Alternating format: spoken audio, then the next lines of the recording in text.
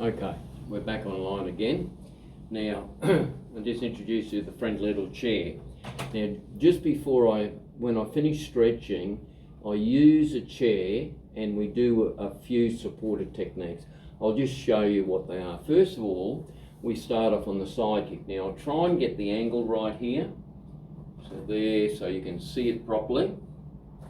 And, you know, just to teach people for that slow motion side kick. Now, you know, if a big person will have a little bit of trouble with that, but it sort of teaches you to keep in the groove, okay? So what I do is we touch the heel, hang onto the chair and stretch out, back, 2, back, 3, back, 4, back, 5, back. And the eye looking on the down the line of the leg. Again, do on the other side, see if we can fit all this in. So 1, we touch the heel so it's all in line, and look down with one eye, and out, 1, and 2, 3, 4, 5, one more, 6. Actually, I think that was 5, but anyway, can't count. Now, regarding turning kick,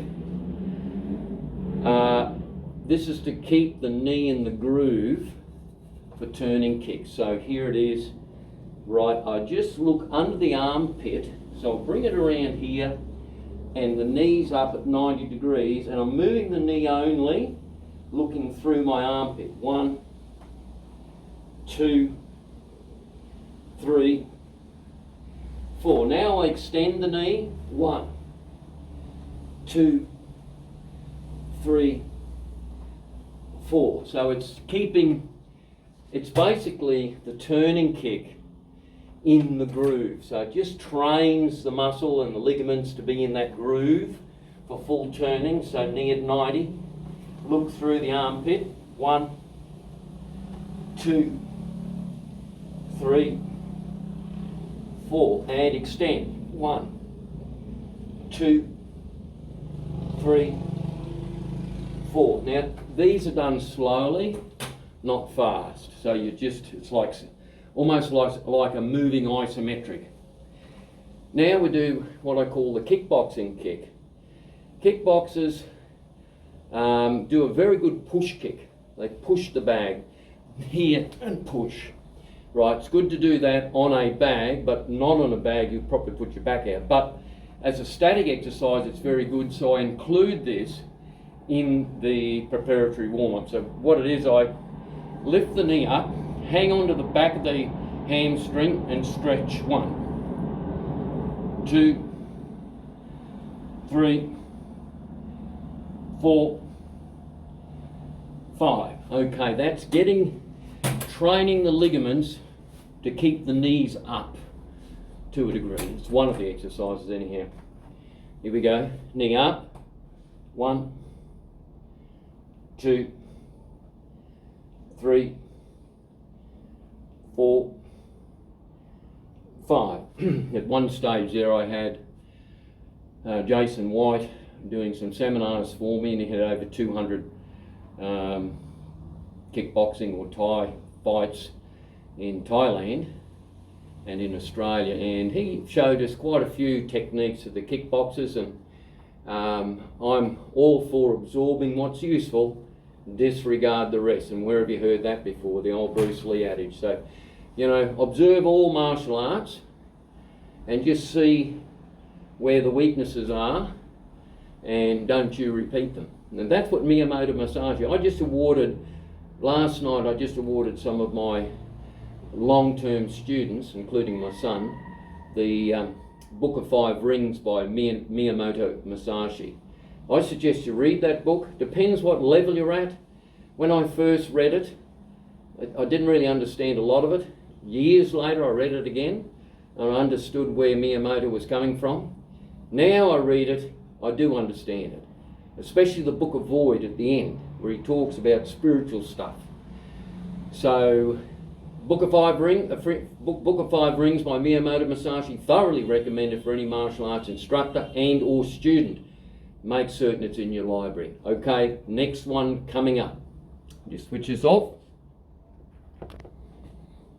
Okay, back again. Now, in the last hand technique tape, which was tape number 2, I left out a few techniques, and if I forget about a particular technique, because there is literally hundreds of them, I'll bring them into the subsequent videos. And the one I didn't include in last tape 2, which was a lot of boxing techniques, open-handed boxing, and some of the Yun Do techniques combined, is elbows.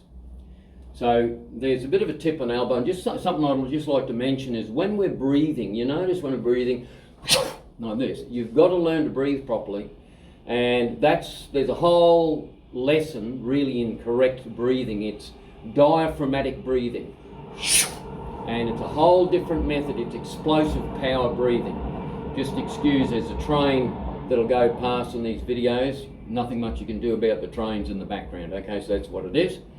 So don't look out the window and think there's a train passing. It's actually on the video. Okay, now there's a tip for when you use the elbow frontwards, and that is you use an open hand. So when you use elbows, it's different. You close the hand. Last video I showed the drop down. That's a closed hand technique. It focuses downwards. But when you do the elbow across, you keep the or actually the palm open and fairly relaxed, and you're focusing on the electronon here, right, of the ulna, which is, you don't have to toughen that up. Anyway, we'll get straight into it. We'll do 3 on each side. So I'm cutting across. 1, 2, 3, 4, 5. See how the hand was loose, but the strike goes in, and you try it on a punching bag, you'll find that what I say is correct. Okay, the other side. 1, 2, 3, 4, 5. Now regarding the other hand pulling back, that's okay if this elbow goes in. Sometimes I don't always pull back, even though that's good for, you know, the twists in the hips and everything. But what I don't want to do is expose my face. So in some of the techniques, you'll see my hand won't come back that far. It stays there, as it would in boxing or something, so that you're impervious to counter-attack, right? Okay. Next elbow technique is up. Now this one can double up as what they call a rhinoceros horn. In various Krav Maga systems, they use this to protect from hook punches and such.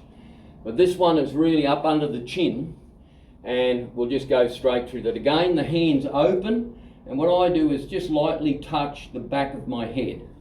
Okay, 1, 2, 3, 4, 5. Okay, other side. 1, 2, 3, 4, 5. Okay, now remember before on tape 2 that I showed you the elbow strikes for kicks into the floating ribs. So I'll just do a couple of those frontwards. 1, 2, 3. Now that side on. 1, 2, 3. And the rear hand, same thing. 1. But it doesn't have to move as far. 2. It's just straight down. 3. And see on the side. 1, 2, 3. Okay, so that's for kicks. You do that both sides, and I've done it both sides on tape number 2. This is tape number 3. Okay, now when you're moving back with elbows, when I'll just put my back to you, close both hands as you, like if someone grabs you on the shoulder and you go into an elbow strike. They grab your shoulder, boom, elbow. So it's just like this. Shoulder gets grabbed, poof. So it's like 2 elbow strikes at the same time. I'll do it this way. It looks a little bit better for the video. Just imagine someone's grabbed my shoulder, or you've got a handbag if you're a girl. Could be a guy these days, who knows? But anyway, say it's a girl with a handbag, shoulder grab, whack, comes back in like this. So the drill is you cross the hands, look where you're going, breathing,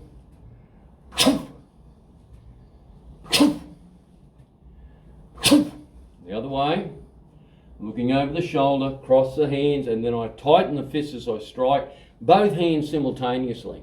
Although I'm just basically focusing on this hand, the other hand goes out in synergy with it, right?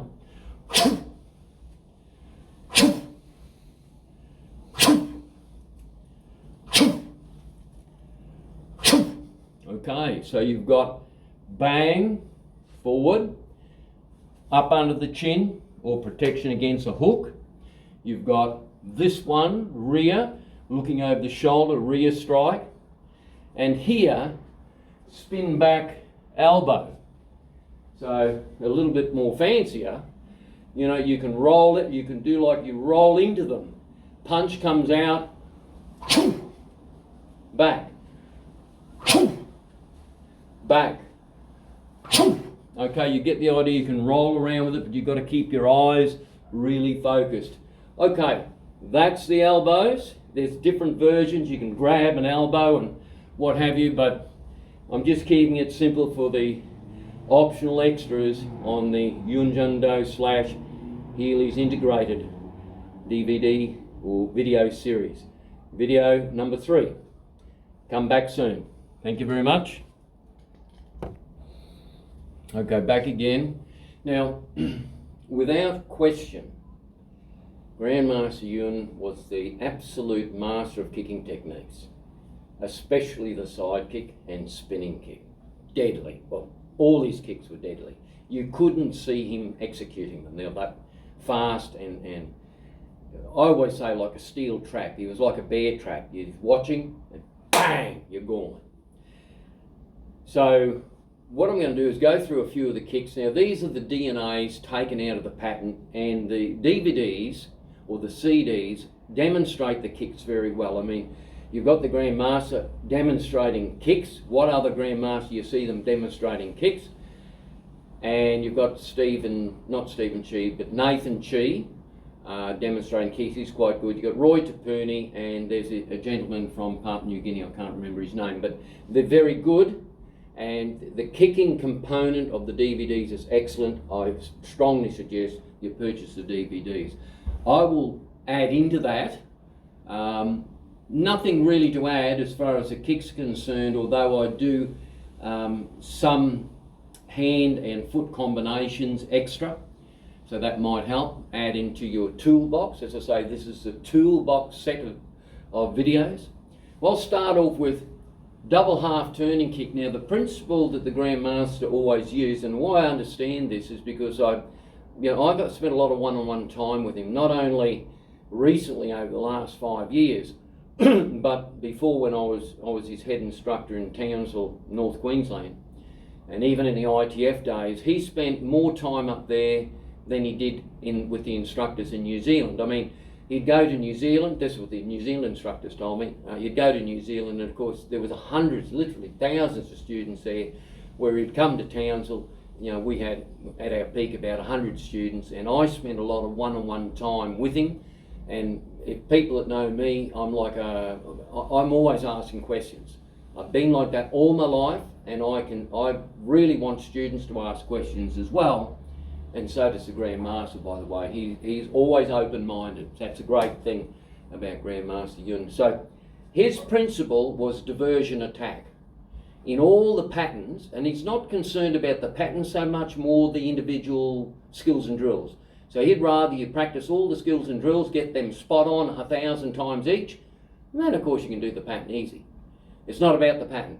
It's about the techniques that join into the pattern. What I did, I spent about 20 years away from Yun Jun Do. I resigned in '93, came back about 5 years ago, and in that journey, what I'd learned from the Grandmaster, and I took what I believe was the DNA out, and I applied it to other things I did.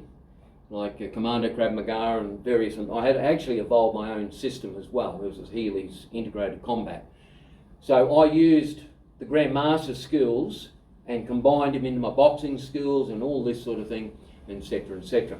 So the kicking you can't improve on in the DVDs. Good luck if you can. If you can, great.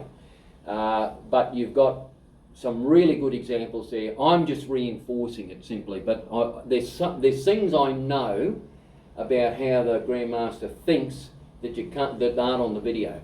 And one of the principles is his basic principle is diversion attack. So he will strike to, say, the knee, then he'll come up the top. Like these are double kicks and things like that. So he does a diversion. It's a classic military situation, diversion attack. Okay. So the first one I'm going to do is double half turning kick. And the first is a light kick to the knee, and then you come up to the top. We'll just do a couple of reps so you can get an idea about it.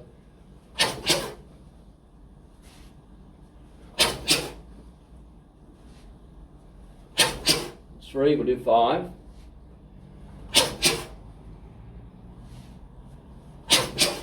Okay, we'll do the other side. Knee to, say, the chin.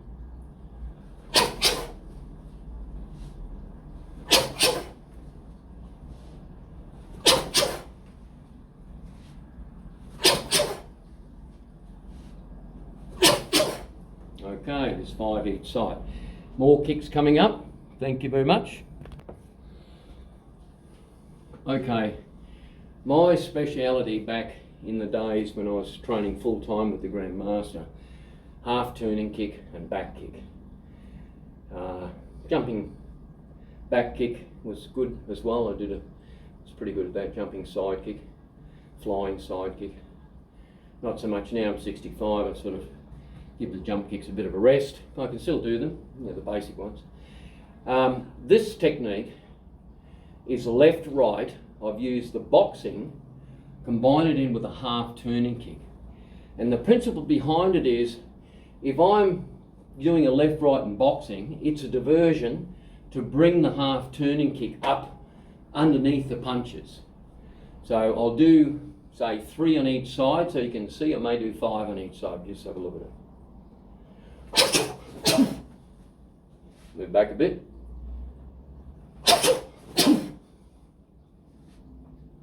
Wait for the moment. Do 5.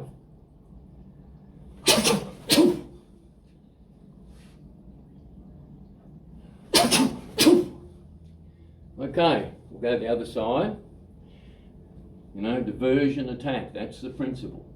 And the stance is always sitting, you're here, you sit back.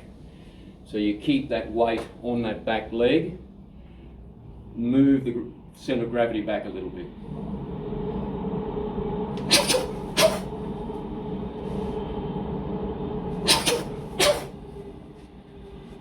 Three, 4, 5. Okay, left, right, half turning kick. Okay, back again. Variations of the side kick, and I'll tell you up front, no one is better at side kicking than the Grandmaster. Have a look at how he does the side kick on the DVDs, copy it, imprint it into your brain. That's the best side kicker in the world. Even the guys who are still back in the ITF, such as Paul McPhail and them, they all admit Grandmaster Jung was a master of the side kick. Deadly kick. Okay, so I'm still working on it at 65, okay? Alright, so some people can kick very high with the side kick, but the Grandmaster could kick vertical. And that's good for a photograph, but the reality is a 90-degree side kick is probably the best angle because your groin is not exposed. If you're up high like this, the counter kick to that straight to the groin. It's good for a photograph, good for a Bruce Lee movie maybe, but not real good for real self-defense. So that makes me sit a bit easier because I can probably kick head height.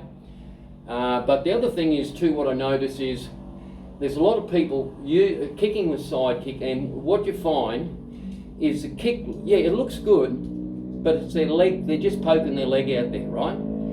There's a whole different dimension to side kick by using what I call the gluteus maximus power, you know, that glute area, and the angle of the actual hips.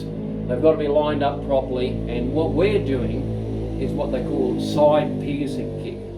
So this is a kick that finishes off an attack very, very abruptly, and it isn't just throwing the leg out there. And just, you've got to be careful that the whole body's lined up behind it as well. That's why it's called side piercing.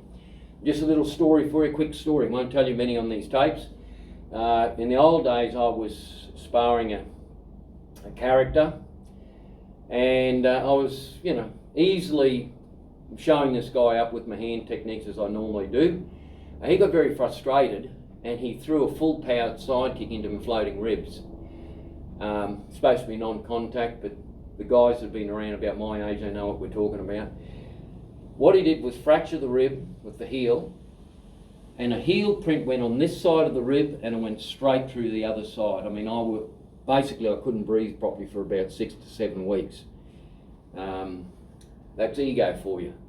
But the side piercing kick, that's what it'll do if it's executed properly. Okay, so we're just going to do probably 3 to 4 off the back leg, off the front leg, down to the knee. What I call flick and kick, the Bruce Lee move where we actually backhander and do the front leg side kick. So just this, there's just a commentary on back leg and front leg side kicks. In reality, you use the front leg most of the time, except there's a couple of techniques I'll show you how to use the back leg and disguise it really. But why we use the back leg in training as well is because it teaches you the full hip through movement. It teaches you to turn the hip into it. Just doing the front leg all the time, if you haven't learned off the back leg, you don't have that hip thrust, that hip twist. And that's very critical in a side piercing side kick. Also, there's a jumping versions of side kick. I won't be doing those on this video, but I will do them. There is some videos I've done on jump side kicks on punching bags and stuff like that. So I've got that on the bottom of the page. Did those a few years ago. But okay, we'll just, without more ado, this is the back leg side kick, and we'll do 3 or 4 of those, okay? Probably about chin level. 2, 3, 4, 5. Okay, let's do the other leg. Right, just get the distance right. Okay, 1, 2, 3, 4, 5.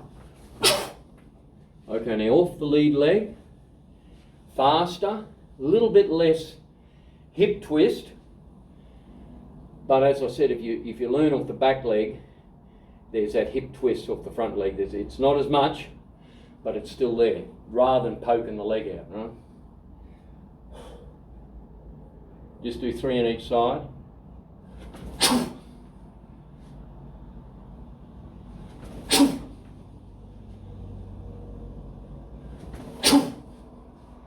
On the side. Now notice I point, it focuses your energy. I do that when I do break falls and that I point, keeps me in the correct roll position. So I'm pointing, you.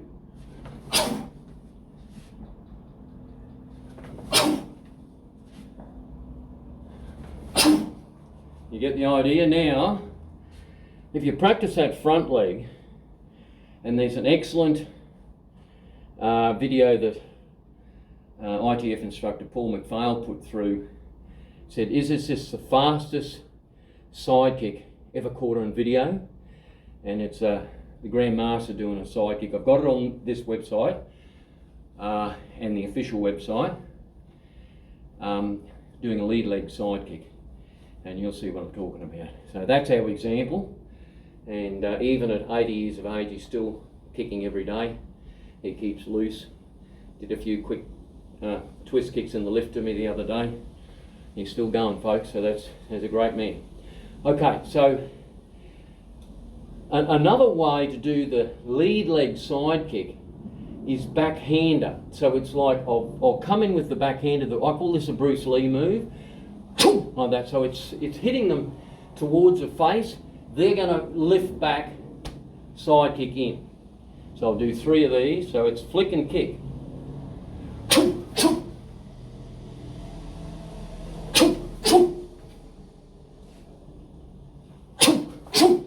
Getting the idea? It works. I remember seeing this on Enter the Dragon, actually, you know, back in the 70s. So that's where I got that from. And I've never seen anyone use it. Can't understand it. Flick and kick.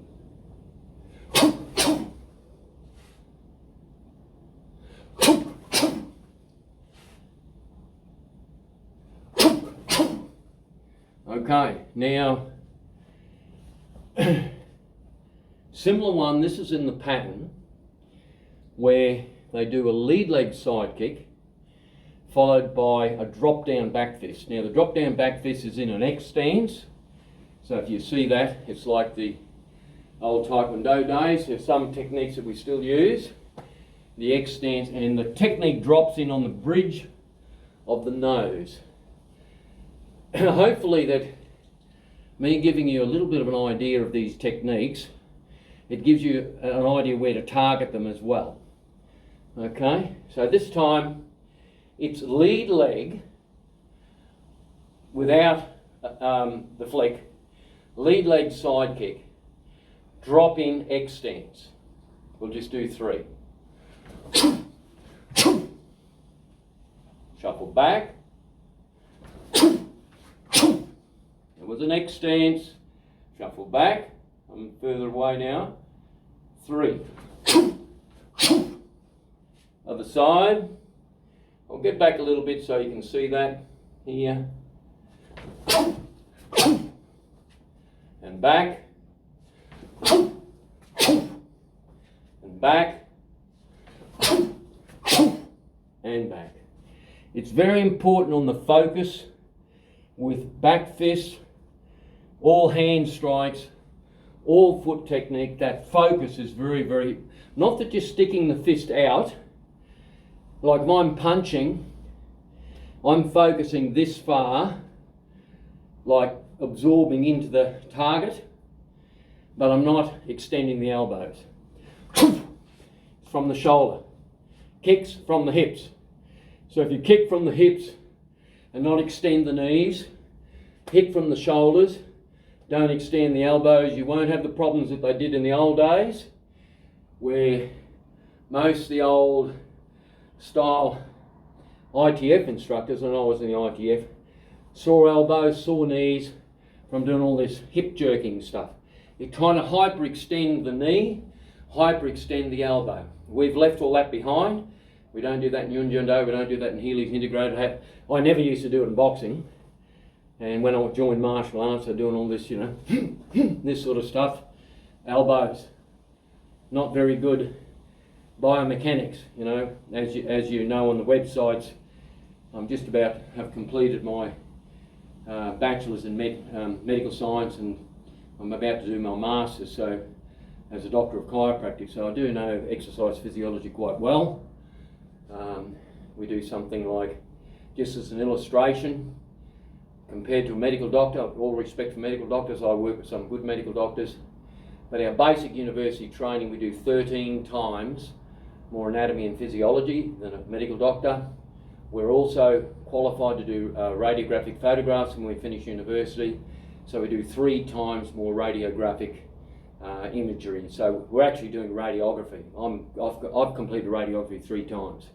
So we're authorised in Queensland to actually take radiographic photographs of clients. So that's the normal doctor can't do. Normal medical doctor can't do that. They have to be either radiographer or they have to specialise in that area. So our scope of education, or my scope of education, has helped me immensely in determining what's safe and not safe in Yunjundoe. I've advised the Grand Master accordingly. And also there's some medical doctors with us as well who have also put in their contribution. And just with medical doctors, it just depends on what angle, whether they're holistic. I'm holistic. I look at everything in a big picture.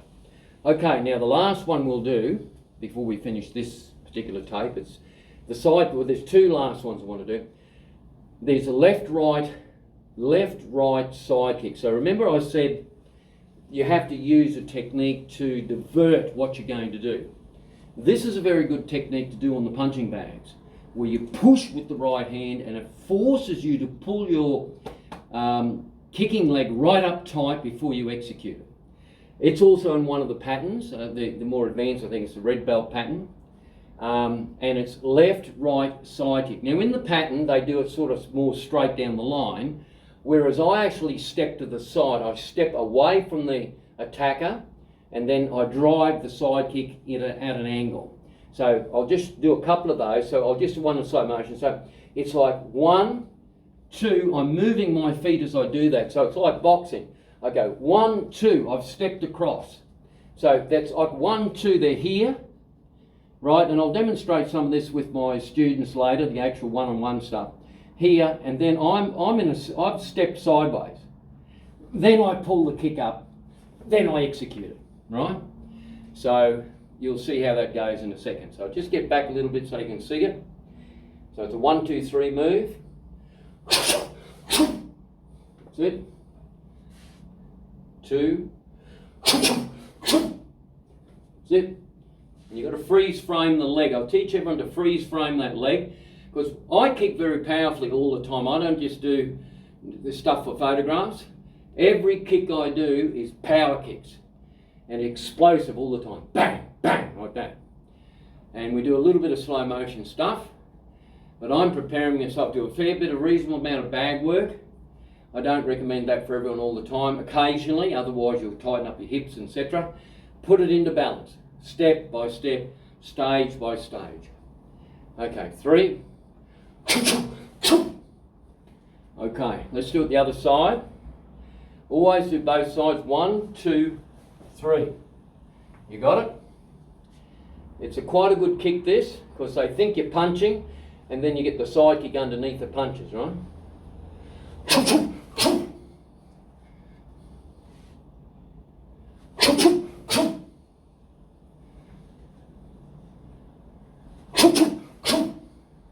And I hold the leg up just to keep that camber where the side kick should be. Now, the other one, there's one more. It's a low section side kick. Now the Grand Master's deadly with this. Absolutely deadly. So, as striking to the knee is the obvious thing to do, isn't it? It's so easy. I can always, in the days when I was doing a little bit of semi-contact sparring, or if I won't go into that, but anyway, you do spin and hook kicks, you'd always get that spin and hook kick in around the knee, or the low section side kick, every time. They can't avoid it. You'll take the knee out with the low section side kick. Now, the low section side kick, you have to, I'll just do this side on so you can see this. Just have a look at the video there. It's to start it, it's very traditional like. You know, in the old days, we'd do what I call the Aboriginal spearman's, Aboriginal spear. So no disrespect to Aboriginal people, but that's, you see, in Arnhem Land, they have a spear and they put one leg on like that. And that just makes me reminded of how the technique goes. So you pull the foot in towards the knee and you twist the whole body into that technique. Now when you do the kick, you don't do it as pronounced as I'm doing it now. This is for the raw basics. So you pull it in and then, see, so I'll just see if that's, you can see that. In, Here, whoop, whoop. Here, balance. Whoa. Yeah, like that. All right, so you twist it. So I may as well do it from this side, but when you're doing it, you probably don't pull it back as much. That's just to learn to hold it and balance and twist. But the main thing is you've got to have that twist, right? Just do a couple more.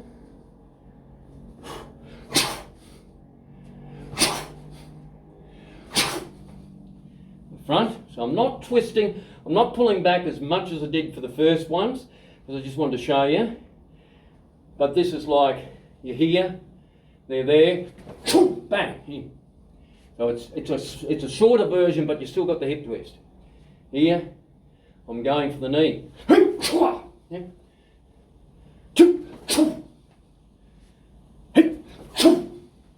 Other side.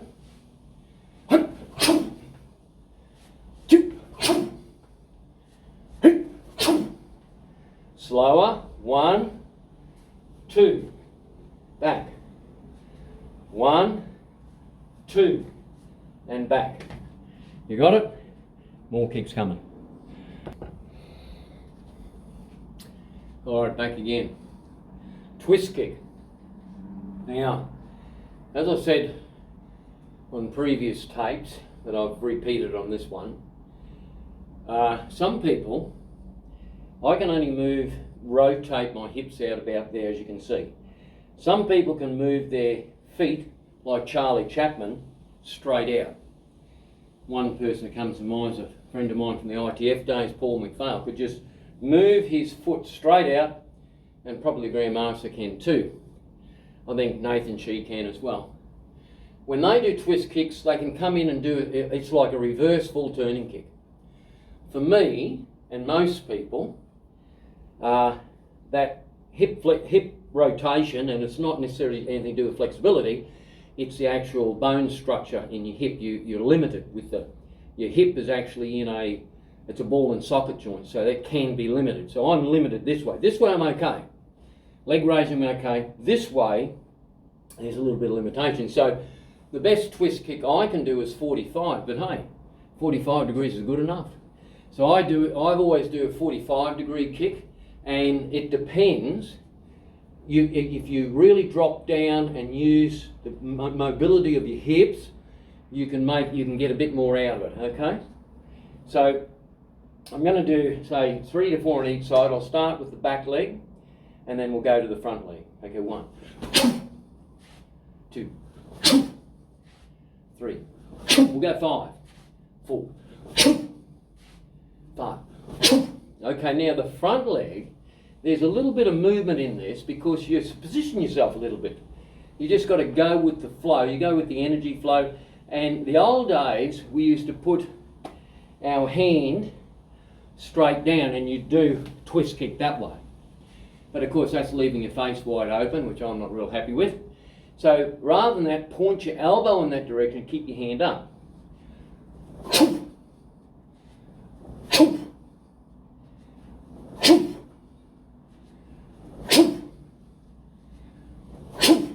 Okay, we'll go front leg this time. The elbow, instead of dropping the hand, see, I'm still got my guard up with the hand, see? But the elbow is pointing in the opposite direction, so it's a counter force. Twist kick that way, elbow that way.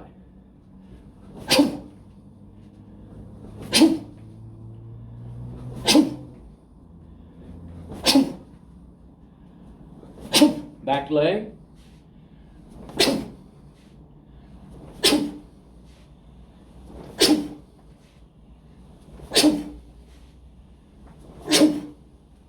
That's 5 each side. Moving on to the next kick in a second. Thank you. Okay, back again. I'm going to wrap up this video. So this is really technique video 2. Video 1 was introduction.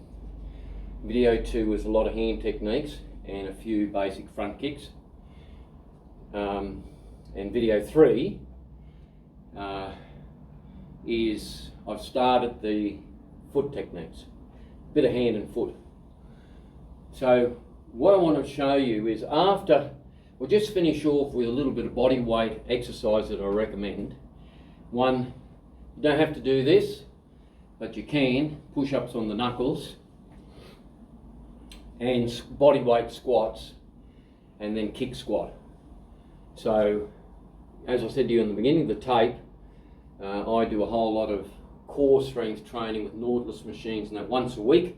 I used to own a Nautilus gym. I'm a former Olympic weightlifter, so I do understand core strength training. Seems to be a new catchword these days. We were doing that back in the 60s.